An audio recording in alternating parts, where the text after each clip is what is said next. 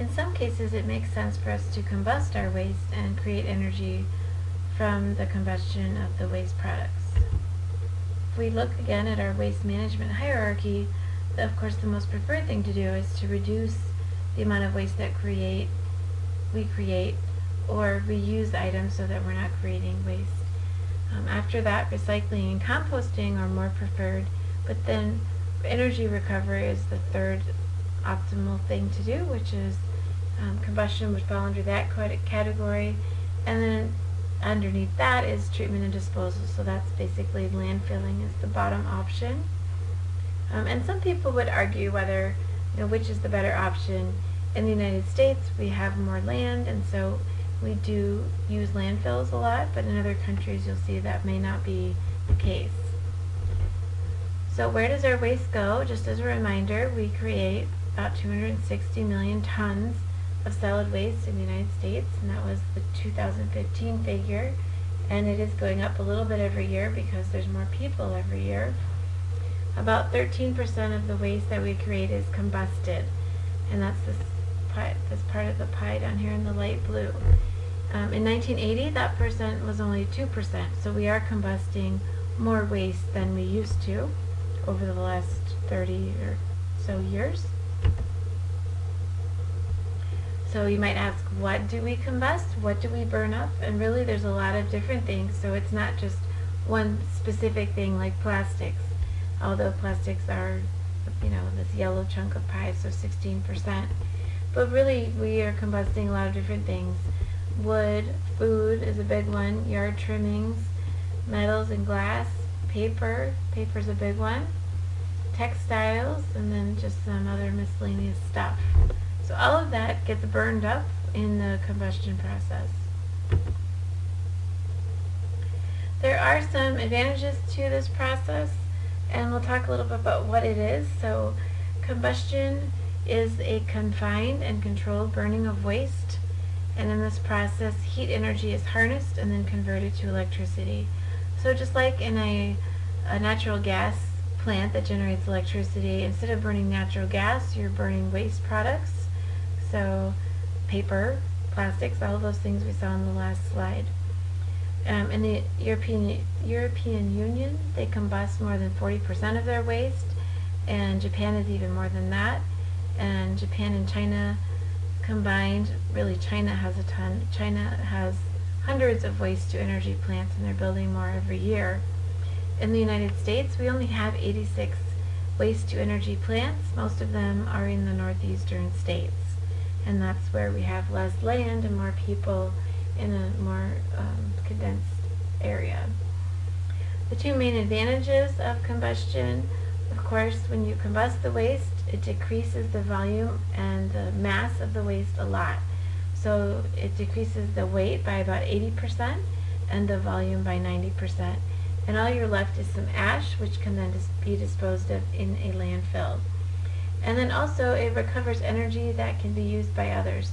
So rather than putting it in a landfill where organisms very slowly break down that waste and create methane gas, this is creating heat, it's creating energy that is converted to heat that then gets converted to electricity right away. It does cost a lot to build a plant, and so because of that, sometimes we're not building as many combustion facilities as we are landfills.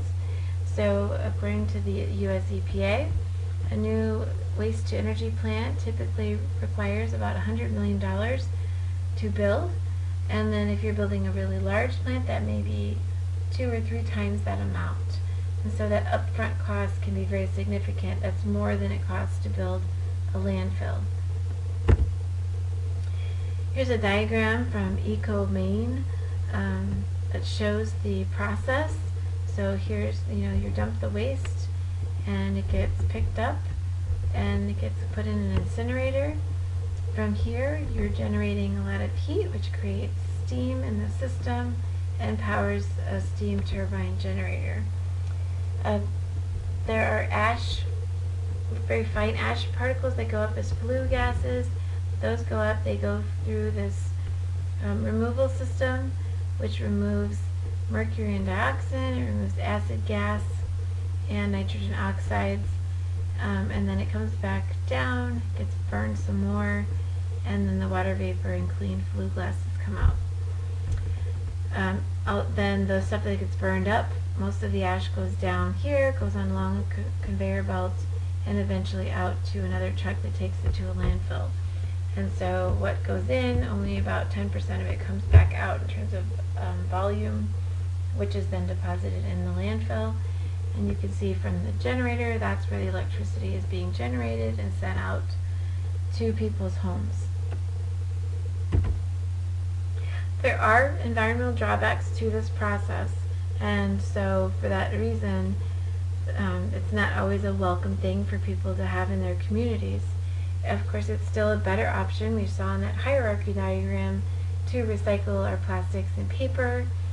It saves more energy in the long run, that way we're not having to build new plastics, because it takes less energy to just recycle those plastics and reuse them than it takes to make new plastics, and we're not creating that much energy when we burn them up. Also, the ash waste itself that is created may have hazardous metals and organics in it, and when you burn it, you're basically just concentrating these hazardous materials and then putting the concentrated hazardous materials into a landfill.